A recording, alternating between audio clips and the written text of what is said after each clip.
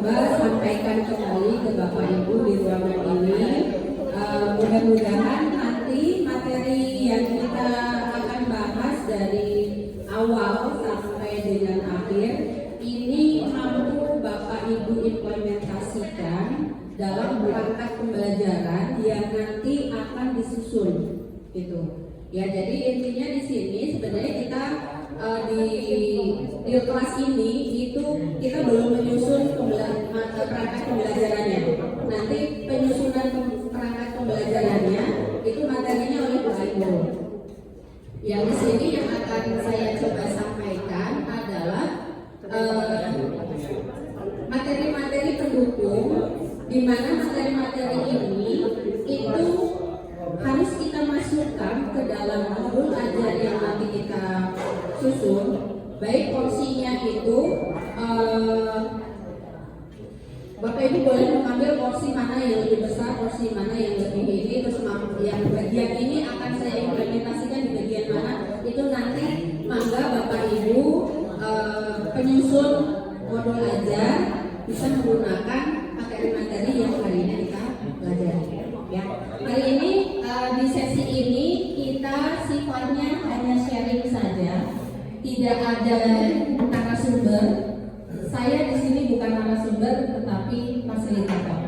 Saya hanya mencoba memfasilitasi saja apa-apa yang menjadi tema ataupun tujuan kita hari ini, gitu.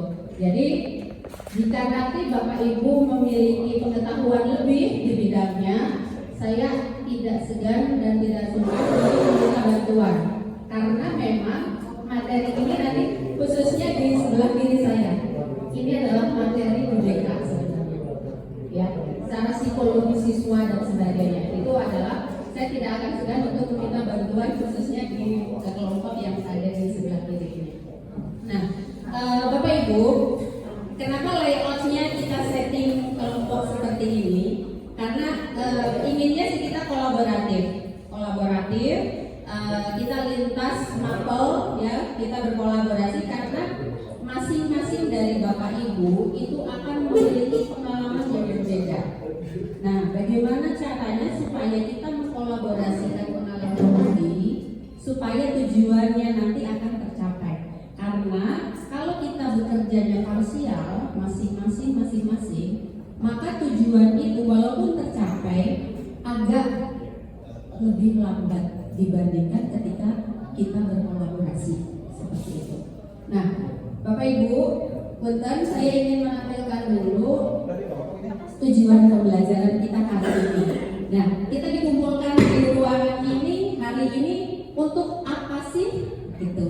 Jadi supaya kita tahu tujuan kita saat kita berangkat, kita harus tahu dulu kita mau kemana, supaya beloknya itu nggak terlalu jauh.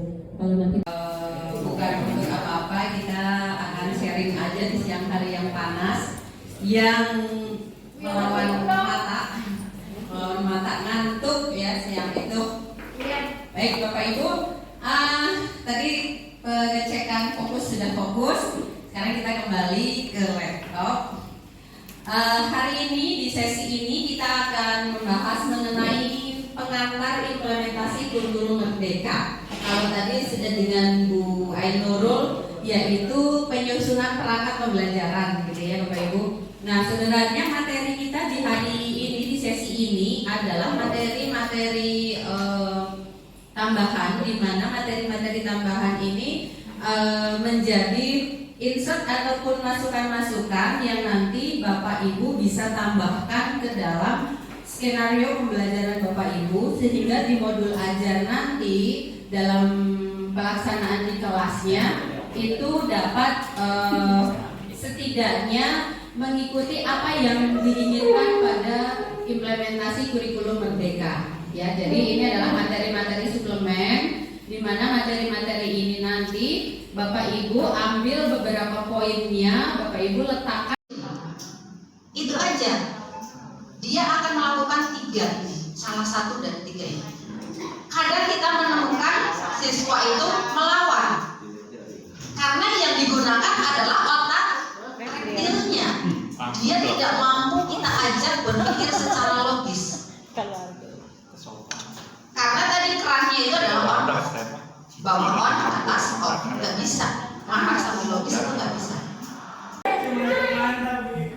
Kemudian malas ke sekolah karena pelajaran kesenian.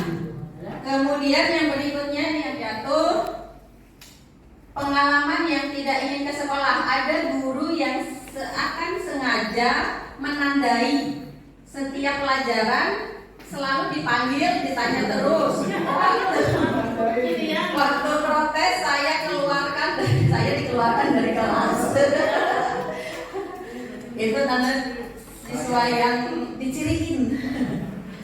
Kemudian sekolah bukan hanya tempat belajar, tapi tempat mendapatkan pengalaman berorganisasi yang menyenangkan. Ini motivasi.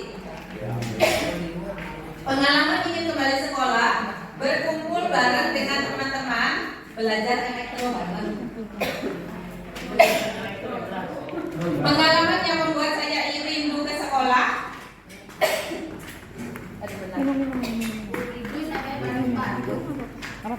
Pengen melihat gadis pujaan.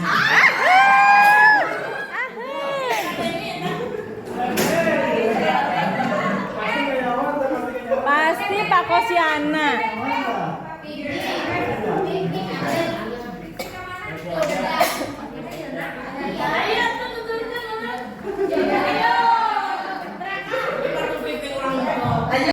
Bapak dan anak-anak pengen kelasnya seperti apa?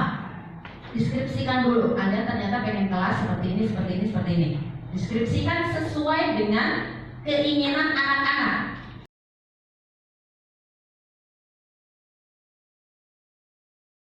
Karena pengen ditunjuk MC upacara. Itu motivasinya. Ingin ditunjuk sebagai MC saat upacara bendera. Ada satu. Ada lagi yang kedua, ingin menjadi pembaca pembukaan undang-undang 45 di sekolah. Ada yang gitu. Bapak Ibu guru kita di kelas yang sebelumnya. Artinya apa? Ini pengen ditunjukkan bahwa dia mampu, dia memiliki kekuasaan, dia memiliki peran, ya, dia memiliki peran. Apa namanya itu? Bagaimana nanti di kelas kita membuat 36 siswa itu memiliki peran? Besar. Semuanya memiliki peran. Bagaimana caranya? Oke. Kemudian bertahan hidup ini global ya nanti. Kemudian kesenangan nanti akan berhubungan dengan hobi. Kemudian kebebasan. Nah, freedom, merdeka. Di mana merdeka ini didefinisikan sebagai siswa tersebut bebas dari kekangan. Bebas dari kekangan dalam artian dia tidak berlaku semena-mena. Tetapi kemerdekaan di sini adalah merdeka yang tidak mengganggu kemerdekaan orang lain. Ketika dia merasa merdeka, tetapi temannya tidak merdeka dengan keberadaan dia, berarti itu dia yang menindas temannya. Dalam artian di sini adalah merdeka yang tidak mengganggu kemerdekaan orang lain. Itu definisinya. Rada sulit ya. Gitu. Tapi itu secara yang konsep dan teorinya itu seperti itu. Ini kita belajar budaya positif tadi. Nanti kalau di kelas ini endingnya adalah kita membangun kesepakatan kelas tadi. Nah di sini ada tumbuh kembang anak, di mana siswa kita itu memiliki tugas-tugas pada masanya, tahapan-tahapan perkembangan pada masanya, ya, yaitu ada wiraga dan ada wirama, di mana wiraga itu adalah olah dari badannya, raganya, di mana dia belajar mengoptimalkan seluruh panca inderanya, kemudian bermain, eksplorasi, pengalaman dan seterusnya. Nah, kalau ini yang tengah ini adalah ranah untuk SMP, ya. SMP itu mungkin masih ada yang senang lari-lari, bermain apa gitu ya. Tapi dia sudah mulai masuk ke wirama. Nah, di SMK itu terbagi menjadi dua, yaitu di fase E dan fase F. Di mana fase E itu masih memiliki sisa tugas dia di wiraga. Ya, sisa tugas dia di wiraga. Tapi yang untuk fase F, dia sudah mulai mengoptimalkan wiramanya, yaitu di rasa tanggung jawab, pembiasaan, irama keseharian, jadwal rutinitas, keselarasan, ya. Ini pembimbingannya kita fokusnya di sini, di wiramanya. Tetapi kalau di sini di antara 0 sampai 8 tahun itu lebih ke wiraganya. Ini adalah tugas-tugas perkembangan. Ini lebih detail dan lebih panjang lagi teorinya. Bapak Ibu nanti mungkin dapat mendalami masing-masing, karena kalau dibahas di sini ini nanti panjang gitu. Jadi diambil sedikit-sedikit konsep tentang disiplin positifnya. Mulai dari motivasi tadi, kebutuhan dasar manusia, tahap tumbuh kembang anak, kemudian pola pikir dari otak kita, cara kerja sistem otak kita itu seperti apa, gitu ya. Ini kita ambil sedikit-sedikit, nanti Bapak Ibu boleh meramunya, menyusunnya dalam tahapan-tahapan rencana pembelajaran Bapak Ibu. Yang tadi mungkin sudah disusun ya. Dapat disisipkan, dimasukkan untuk menambah bagaimana secara psikologis, bagaimana menanamkan budaya positif pada suatu kelas. Kemudian ini Bapak Ibu, ada 5 posisi kontrol untuk guru, ya. Ada posisi kontrol oleh guru. Ini ada 5 posisi. Yang pertama adalah tipe penghukum. Tiba-tiba kita jadi hakim, ya. Kemudian membuat orang merasa bersalah. Kalau untuk menghukum ini, seseorang penghukum biasa menggunakan hukuman fisik maupun verbal. Dan kekerasan ini biasanya kita peroleh dari contoh sebelumnya. Kita melakukan ini melihat contoh yang sudah ada. Untuk dulu mah kayak gitu, kita tiru untuk diterapkan sekarang. Kemudian membuat orang merasa bersalah. Pada posisi ini guru akan bersuara lembut, tetapi intonasinya adalah untuk menyalahkan. Ada juga posisi kontrol guru sebagai teman. Posisi guru sebagai teman. Di sini guru itu tidak akan menyakiti murid, namun tetap berupaya mengontrol murid melalui persuasi. Kemudian ada monitoring atau monitor pemantau. Guru posisi ini sebagai pemonitor atau mengawasi. Dan yang terakhir adalah guru sebagai manajer. Kita lihat contohnya. Ini kalimat-kalimat yang sering digunakan. Tipe penghukum misalnya, patuhi aturan saya atau awas. Kamu selalu salah, atau selalu dan pasti selalu terakhir selesai.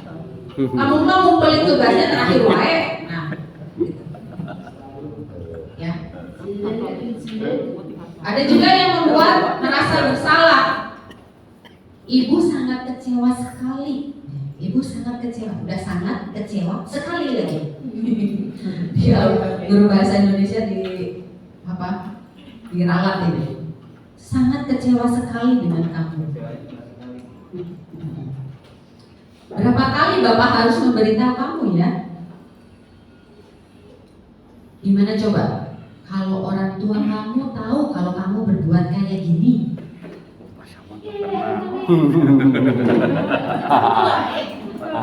Itu adalah posisi kontrol guru sebagai pembuat merasa bersalah.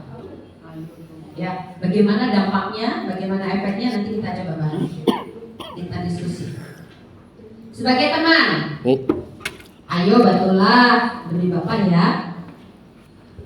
Atau ayo ingat tidak bantuan Bapak selama ini. Mungkin lagi. Ya. Ya sudah, kali ini tidak apa-apa. Nanti Ibu yang bereskan. Ya udah, gak apa-apa. Sekarang remet. Nanti mah remet lagi.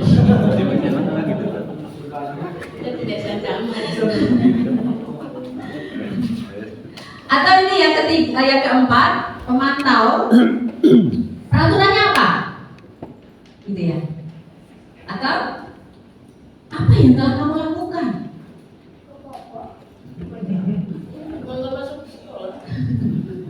Terus sanksi atau konsekuensinya apa? Itu pemantau. Posisi terakhir adalah manajer. Apa yang kita yakini? Kita kembali lagi ke keyakinan kelas. Kita kembali lagi ke kesepakatan kelas. Coba kemarin di kesepakatan kelas itu seperti apa? Kita lihat, kita bersepakat kan? Makanya nanti Bapak Ibu membuat kesepakatan kelas dengan anak-anak. Di mana kesepakatan kelas kita harus melibatkan semua siswa dengan mengakomodir kebutuhan-kebutuhannya tadi. Apa yang kamu meyakini? Apakah kamu meyakininya? Jika kamu meyakininya, apa kamu bersedia memperbaikinya? Jika kamu memperbaiki ini, hal ini menunjukkan apa tentang dirimu? Atau apa rencana kamu untuk memperbaiki hal ini? Itu adalah manajer. Posisi Bapak Ibu sebagai manajer. Coba kita lihat studi case. Studi case-nya adalah ada satu siswa yang datang ke sekolah atau datang ke kelas terlambat.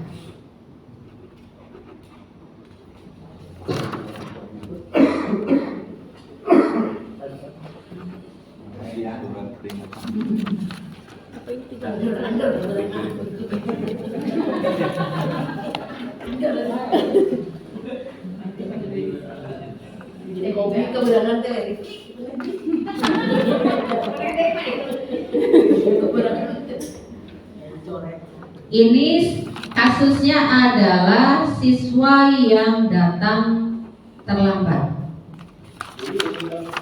Oke. Oh, ini lagi ya. Baca apa itu? Rada kecil ya.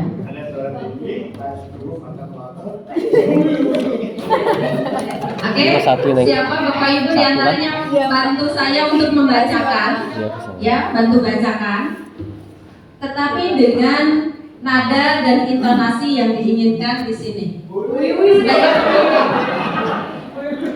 Bantu bacakan bagian ini saja dengan suara tinggi, bahasa tubuh, mata melotot, dan jari menunjuk-nunjuk, menghardik. Coba Bapak Ibu, siapa yang bisa membacakan saya untuk yang ini? Pak Dani, siap? Biar nggak ngalah Pak.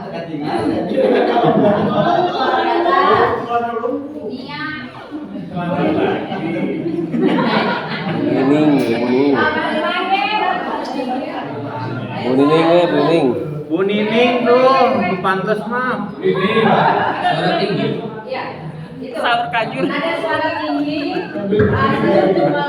Siapa?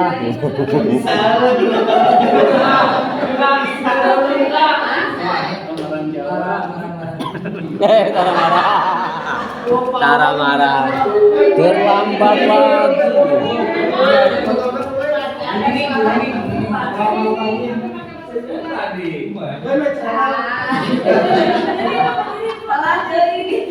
Telat dari datangnya pasti terlambat. Molototnya mana? Selalu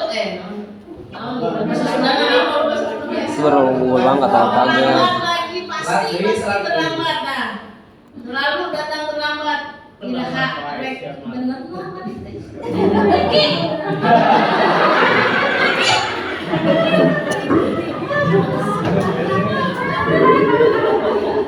Sekarang saya minta Bapak Ibu coba salah satu untuk dapat mampu menjawab pertanyaan ini. Bagaimana perasaan murid Bapak Ibu kalau misalnya mendapati guru yang tadi seperti ini? Siapa yang mau menanggapi? Silakan Bapak Ibu. Kita sharing aja apa yang dirasa kalau tiba-tiba datang ke kelas terlambat sama guru di ini. Lambat lagi, pasti terlambat lagi. Kalau sudah terlambat, kapan bisa datang tepat waktu? Sambil melotot. Nah.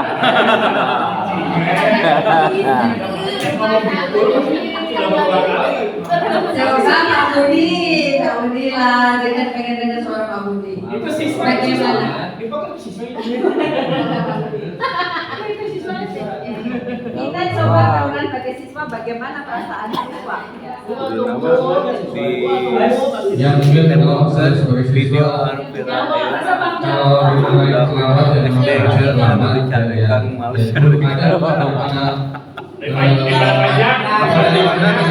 lama-lama sampai dia sendiri. Siapa? Oh gitu. Nanti dulu Pak Budi, kelas untuk Pak Budi. Kita coba lihat Bapak Ibu hasilnya bagaimana ketika kita mengambil posisi kontrol kita sebagai penghukum. Di sini ternyata kemungkinan siswa akan marah, ya, dia akan menyimpan dendam Kalau yang atau terlambat, bersifat biasa terlambat agresif. semua, Kita kembali artis lagi biasa. kepada lapisan otak tadi. Dengan kita mendapatkan marah, gitu. Secara logika, secara umumnya yang berfungsi neokorteks atau reptil. Secara umumnya yang berfungsi adalah reptilnya. Iya. Karena dia akan bertahan. Entah dia bertahan atau Salah bahkan atau tidak. melawan. Karena Orang yang salah fungsi kan respon di- dari kan di reptil tadi hanya 3. Kabur, ngelawan, diem. Itu aja. Dia akan melakukan 3 ini, salah satu dari 3 ini. Kadang kita menemukan siswa itu melawan, karena yang digunakan adalah otak reptilnya. Dia tidak mampu kita ajak berpikir secara logis. Karena tadi kerannya itu adalah on, bawah on, atas off, nggak bisa. Marah sambil logis itu nggak bisa. Gitu. Nah, ketika dia merasa marah, misalnya agresif, bisa saja siswa tersebut duduk di bangkunya, tetapi dengan rasa yang tidak nyaman, ya. Setelah dia mendapatkan hal yang tidak nyaman, dia akan melakukan hal penolakan terhadap Bapak Ibu yang sedang mengajar di depan. Mentalnya blok, dia mental blocking. Sudah susah kita ajak untuk berpikir. Pokoknya pengennya ya ngelawan. Kalau nggak ngelawan, ngegangguin temennya sebelahnya. Ya, kalau nggak ngegangguin temennya, bikin coret-coret di meja. Karena emosinya itu harus dilampiaskan. Emosinya harus dituangkan. Dia belum bisa meluangkan emosinya, maka tetap ngegerutu. Tapi setelah dia mampu mengeluarkan emosinya, mungkin dia akan lebih stabil lagi. Ya, karena tadi di fase tadi mereka masih membutuhkan satu hal penyaluran tadi, gitu. Bahkan kalau nanti kita bicara di sini di perilaku remaja saat ini itu ngeri banget Bapak Ibu di sosial media. Ya, jadi kalau Bapak Ibu misalnya di kelas ngerazia handphone. Ya, ngerazia handphone anak-anak itu udah nggak musim mereka menyimpan video-video ataupun apa di dalam galerinya itu udah nggak musim.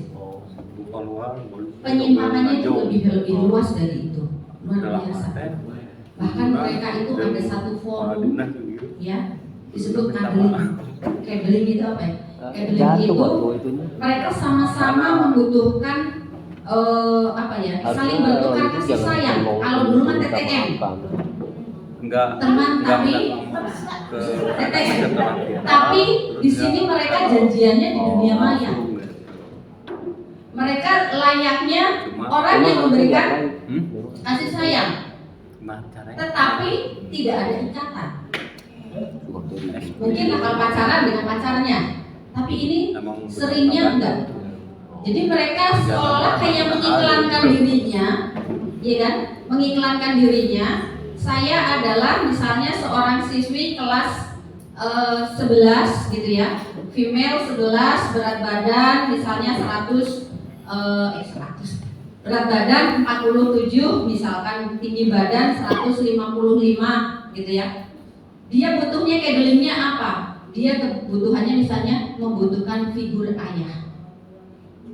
Dia mengiklankan dirinya di sosial media seperti itu. Itu udah seperti itu pergaulan anak-anak sekarang. Kalau dia ketemu dengan pasangan yang match, pasangan cadelingnya, mereka melanjutkan. Tapi bayangkan kalau dia ketemu yang cadelingnya yang sama gitu, yang selevel dengan dia, yang membutuhkan hanya untuk curhat dan sebagainya. Tapi bayangkan kalau dia ketemu dengan predator. Ya. Jadi kalau merajia itu Bapak Ibu bisa lihat historinya bagaimana, ya, dia secimnya apa, komunitas yang mereka ikuti apa, ya, komunitas apa yang mereka ikuti, kemudian grup-grup yang biasanya sih grupnya itu yang liar adalah grup di Telegram. Grup Telegram itu lebih wow. Kebetulan kami di TKJ kemarin melakukan sweeping terhadap handphone anak-anak. Mengerikan. Itu yang terjadi di anak sekarang. Kita mah kan nggak ngerti ya yang kayak gitu. Kita nggak ngerti yang kayak gitu. Tapi kita perlu tahu yang kayak gitu. Gitu ya. Jadi sekarang penyimpangannya sudah aneh-aneh karena mereka terfasilitasi. Keinginan mereka tidak tersalurkan dengan tepat. Kalau itu kita ulas di kenakalan remaja, apalagi yang di dunia maya itu, ya jadi anak-anak sekarang itu. Ya. Kemudian kita lanjutkan. Yang berikutnya adalah posisi kontrol pembuat merasa bersalah. Ini nadanya adalah memelas, halus, atau sedih. Bahasa tubuhnya merapat pada anak. Boleh bantu untuk dibacakan siapa ya? Aku nembak. Ibu Ji. Oh, Bu Puji. Bu Puji. Adi. Kamu ini gimana ya? Kamu ini bagaimana ya? Ajon. Kelihatan? Adi, kamu ini bagaimana ya? Kamu sudah berjanji dengan ibu, tapi tidak akan terlambat lagi. Kamu kenapa ya? Senang sekali. Kamu kenapa ya senang sekali mengecewakan ibu? Ibu benar-benar kecewa sekali. Ya?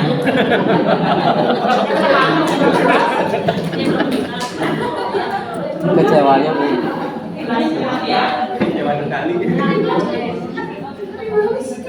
Adi, kamu ini bagaimana ya?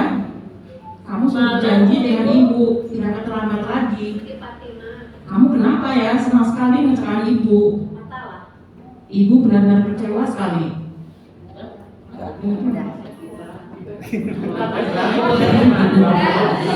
Kira-kira Bapak Ibu ada yang bisa sharing kalau Bapak Ibu di posisi Adi seperti itu? Adi, kamu ini bagaimana ya? Kamu sudah berjanji dengan ibu untuk tidak terlambat lagi. Kamu kenapa senang sekali mengecewakan ibu? Ibu benar-benar kecewa sekali. Udah dipanggil anaknya. Kira-kira boleh salah satu dari Bapak Ibu sharing kalau menerima pernyataan seperti itu perasaannya bagaimana? Jadi si Pak Adi. Igal, Bapak Igal, Sok keberangan. Gimana Pak Igal perasaannya? Iya. Kalau pakai nada yang melas ataupun lebih sedih gitu ya Bu, jatuhnya pasti ke kitanya tuh merasa sudah mengecewakan Sedih. gitu. Pastinya anaknya mentalnya jadi drop, merasa sudah mengecewakan dan mungkin nggak mau meminta maaf juga, ngerasa kayak udah terlanjur nyakitin hati gurunya gitu.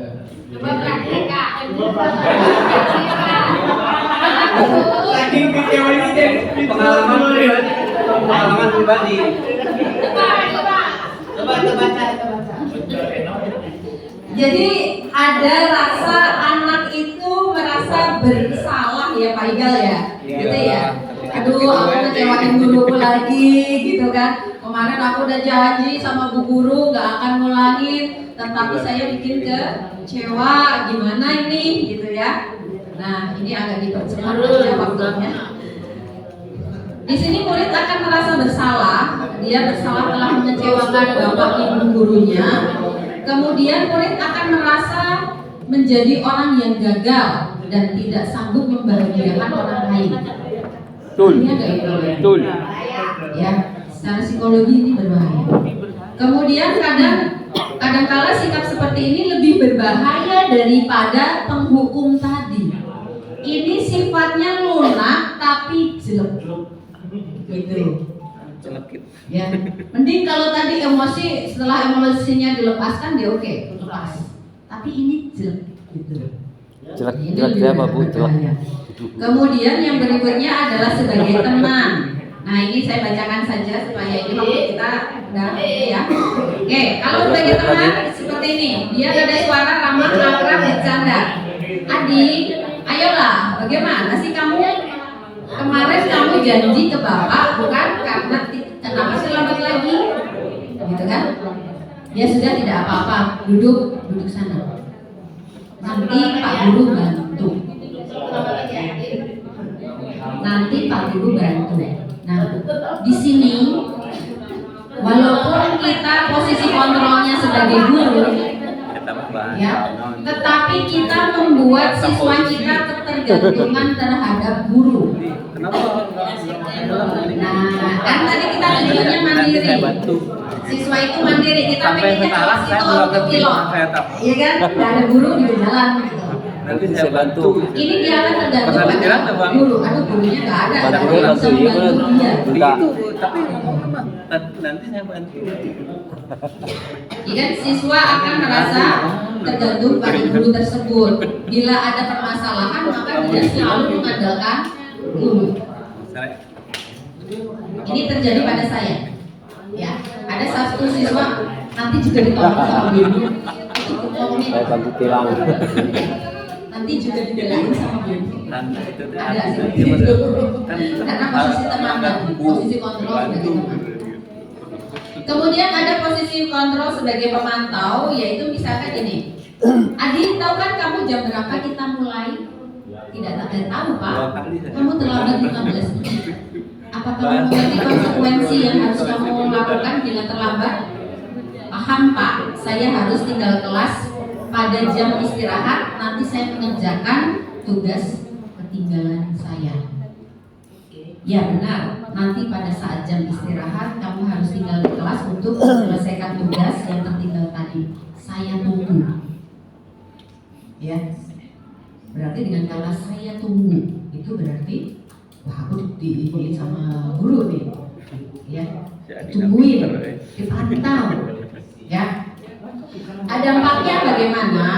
Dampaknya adalah murid itu akan memahami konsekuensi yang dia peroleh, kemudian melanggar suatu peraturan itu bagaimana, dan guru tidak menunjukkan satu emosi yang berlebihan, marah, kemudian tidak nyaman, dan tetapi dia masih merasa tidak nyaman karena harus tinggal di kelas pada saat jam istirahat untuk menyelesaikan.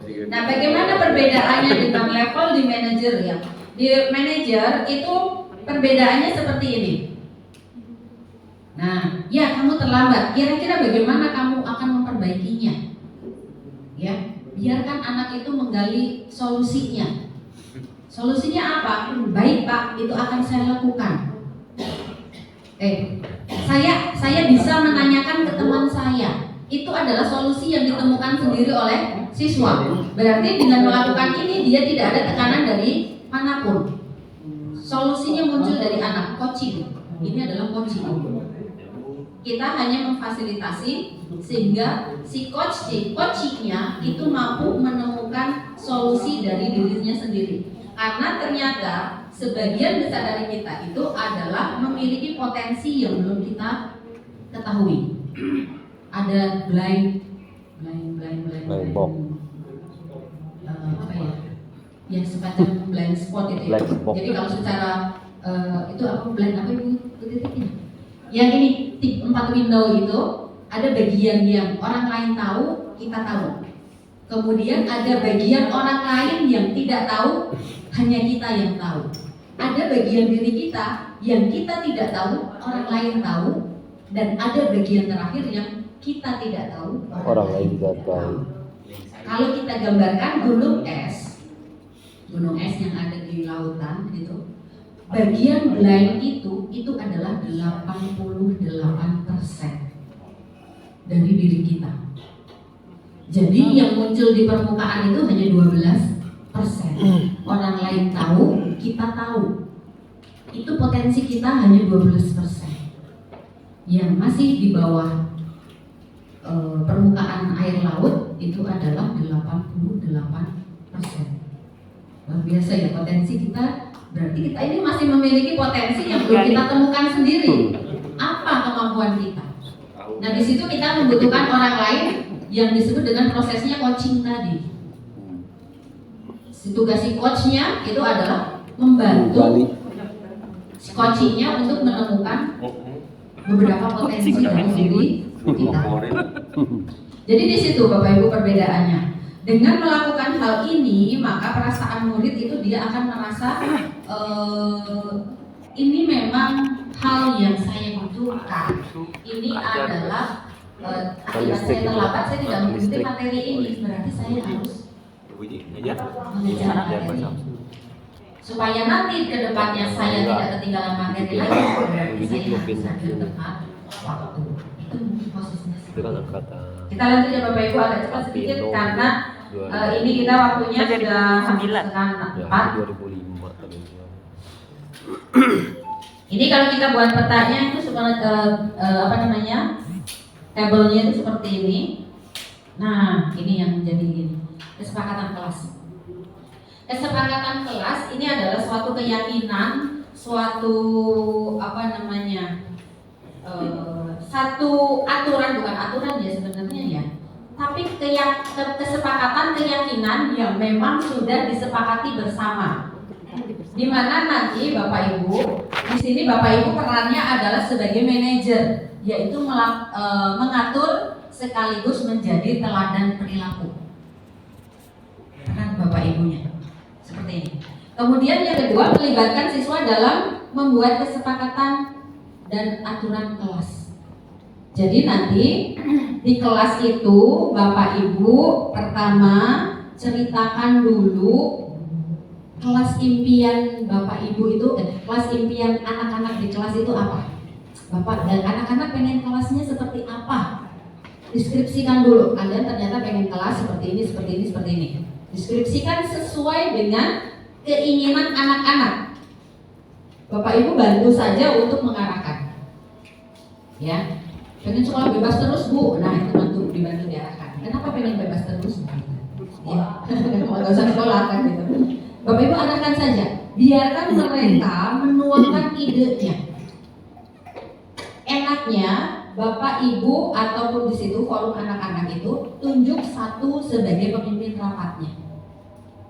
Jangan saja.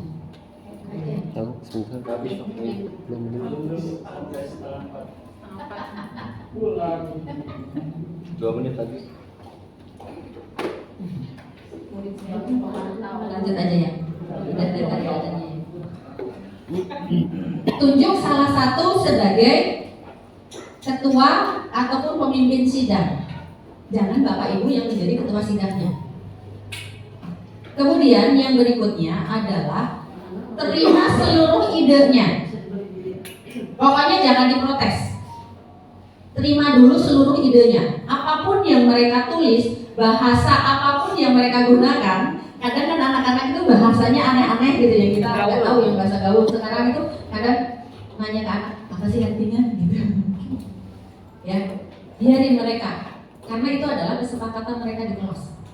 Mereka yang ngerti, nggak apa-apa, terima aja dulu. Ya, setelah itu, setelah Bapak Ibu terima, nah nanti boleh ketua kelompoknya, ketua kelasnya itu membacakan seluruh idenya, semuanya dibacakan. Karena apa?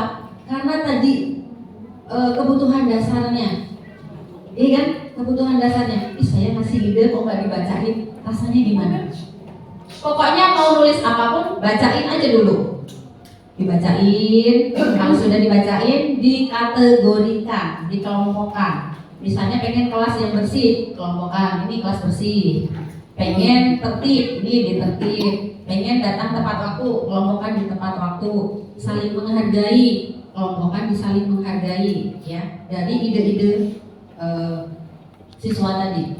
Setelah itu, setelah dikelompokkan, Bapak Ibu eliminasi, bukan eliminasi ya, boleh digabungkan, ya boleh digabungkan, dan substitusi diganti kalimat negatif menjadi kalimat positif. Misalnya, dilarang buang sampah sembarangan. Negatif atau positif? Diubahnya menjadi gimana? Boleh buang sampah pada tempatnya atau jagalah kebersihan kelas. Seperti itu contohnya. Ya. Dilarang datang terlambat. Datang tepat waktu. Gitu. Ya, Bapak Ibu eliminasi kata-kata yang negatif menjadi kalimat yang positif. Setelah itu dibacakan lagi hasil Bapak Ibu menyusun dan mengkategorikan, kemudian dibacakan kembali oleh pimpinan kelas ya. Setelah itu tanya mereka setuju atau tidak. Kalau masih ada yang belum setuju, diulang lagi. Kenapa enggak setujunya? Berikan dia ruang, berikan dia waktu untuk mengungkapkan kenapa dia tidak setuju. Ya, oke.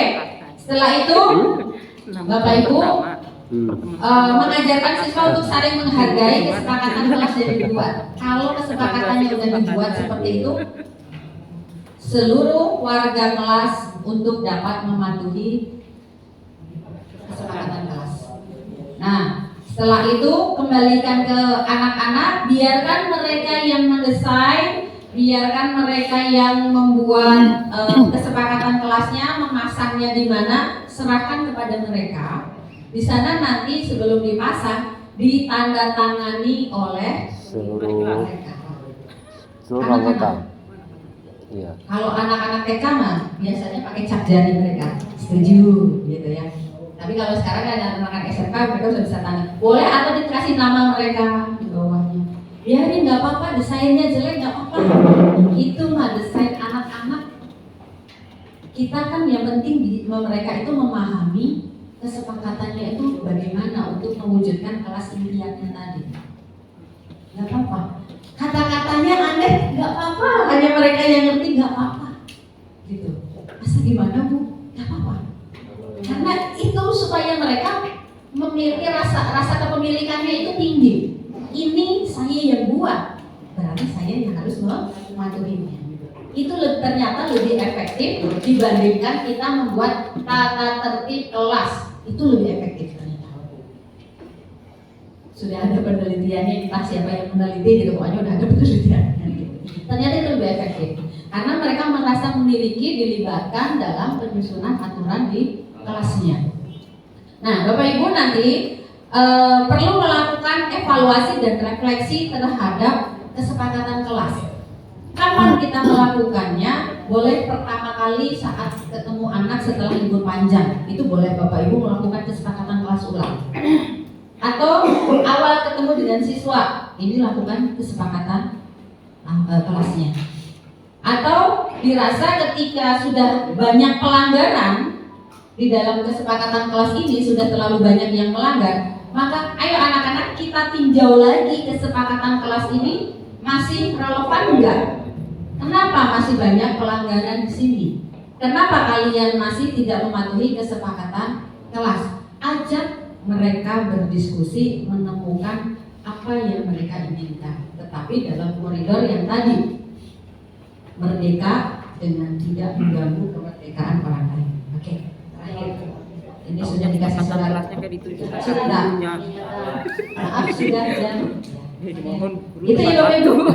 Itu ini contoh kesepakatan kelasnya. Contoh-contoh kesepakatan kelas. Nah, ini biarkan mereka yang mendesainnya. Seperti itu. Mungkin kita belum bisa berlatih role play ya tadi, harusnya role play kita berlatih di sini membuat kesepakatan kelas baru, caranya gimana. Tapi yakin nanti di kelas Bapak Ibu mampu memandu, memfasilitasi siswa di kelas untuk membuat kesepakatan kelas. Mungkin itu Bapak Ibu yang dapat saya sampaikan. Mohon maaf di sini saya tidak mengajari, tidak menggurui, hanya saya menyampaikan kembali apa yang saya peroleh, apa yang saya dapat dari berbagai diklat. Mudah-mudahan dapat bermanfaat, nggak lain dan nggak bukan tujuannya hanya untuk perkembangan peserta didik dan kemajuan SMK Negeri 1 Purwakarta. Sekali lagi mohon maaf dan sebenarnya masih ada satu materi refleksi, yaitu next time lah kita bahas tentang refleksi bagaimana. Mungkin itu. Wabillahi taufiq wal hidayah. Assalamualaikum warahmatullahi wabarakatuh.